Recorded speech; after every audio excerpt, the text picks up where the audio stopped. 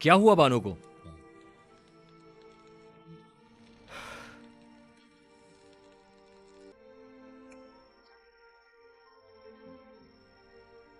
बानो कहाँ है? हॉस्पिटल में। ये देखो, सुसाइड नोट।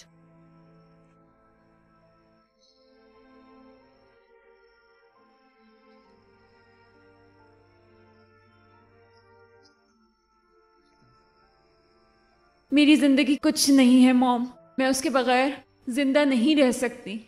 मैं वो लड़की हूँ जो सलमान के काबिल नहीं हूँ। बानो ठीक है? मिसेस रिजवान, मैं ये सब कुछ तुम्हारी वजह से हुआ है। तुम मेरी बेटी को मार दोगे। मिसेस रिजवान, मैं कभी भी नहीं चाहता था कि ऐसा हो। मुझे अफसोस है इसका। अफसोस है? तुम्हें अफसोस है? मेरी बेटी मौत के मुंह में सिर्फ और सिर्फ तुम्हारी वजह से है। आप गलत हैं। बानो को गलतफहमी हुई थी। बानो ने आपसे झूठ बोला है। आप इस बात का कसूरवार मुझे नहीं ठहरा सकती। इसमें मेरी कहीं कोई गलती नहीं है। कोई भी मुझे उस प्यार के लिए सजा नहीं दे सकता जो मैंने कभी किया ही नहीं। चलता हूं मैं।